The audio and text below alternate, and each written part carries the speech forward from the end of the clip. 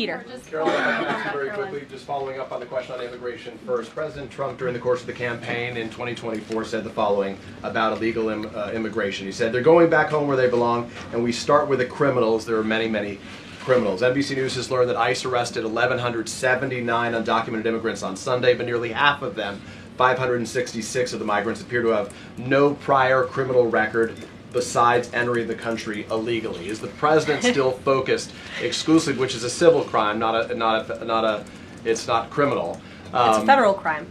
So I'm asking though. He said he was going to focus on those violent offenders first. So is violent offenders no longer the predicate for these people to be deported? The president has said countless times on the campaign trail, I've been with him at the rallies, I know you've been there covering them too, Peter, that he is focused on launching the largest mass deportation operation in American history of illegal criminals. And if you are an individual, a foreign national, who illegally enters the United States of America, you are, by definition, a criminal. And so therefore, you are subject to deportation. I apologize for interrupting. So to be clear, it's not violent criminals do not receive precedence in terms of the deportations taking place. The president has also said two things can be true at the same time. We want to deport illegal criminals, illegal immigrants from this country, but the president has said that, of course, the illegal criminal drug dealers, the rapists, the murderers, the individuals who have committed heinous acts on the interior of our country and who have terrorized law-abiding American citizens, absolutely, those should be the priority of ICE, but that doesn't mean that the other illegal criminals who entered our nation's borders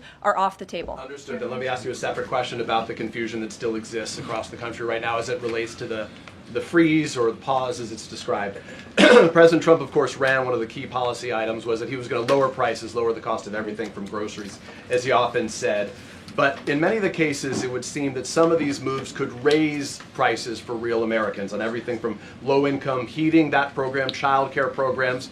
Will nothing that the president's doing here in terms of the freeze in these programs raise prices on ordinary Americans? What particular actions are you referring to that I'm would... referring to LHEAP right now. That's the low-income heating program, for example. We can talk about, there's no clarity, so I could refer to a lot of them. We don't know what they are specifically. Can you tell us that LHEAP is not one of those affected? So you're asking a hypothetical based on programs that you can't even identify. No, I just identified. What I can tell you just to is be that clear, since you guys haven't identified, let's do it together just for Americans at home.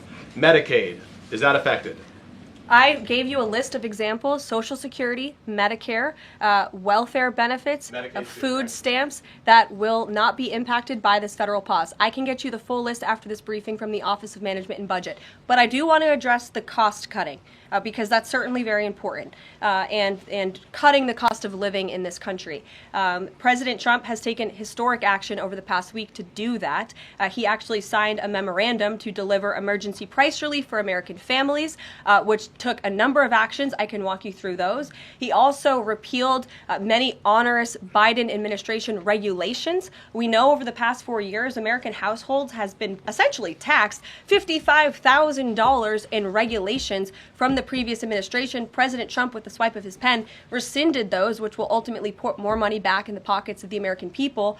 So deregulation is a big deal. And then when it comes to energy, I mean, the president signed an executive order to declare a national energy emergency here at home, which is going to make America energy dominant. We know that energy is one of the #1 drivers of inflation. And so that's why the president wants to increase our energy supply to bring down costs for Americans. The Trump energy boom is incoming, and Americans can expect that. Please share that out. Thank you. Caroline, I think some of the confusion may be here with this pause on federal funding. You've made it clear you're not stopping funds that go directly to individuals, but there certainly are lots of organizations that receive funding and then may pass along a benefit. Meals on Wheels, for one.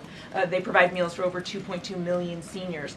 What is the president's message to Americans out there, many of whom supported him and voted for him, who are concerned that this is going to impact them directly, even if, as you said, the funding isn't coming directly to their wallet? I have now been asked and answered this question 4 times. To individuals at home who receive direct assistance from the federal government, you will not be impacted by this federal freeze. In fact, OMB just sent out a memo to Capitol Hill with Q&A to clarify some of the questions and the answers that all of you are asking me right now. Again, direct assistance will not be impacted. I've been asked and answered about this OMB memo. There's many other topics of the day. Jackie Heimer. But indirect assistance, Caroline, if it's going to another organization and then trickling down.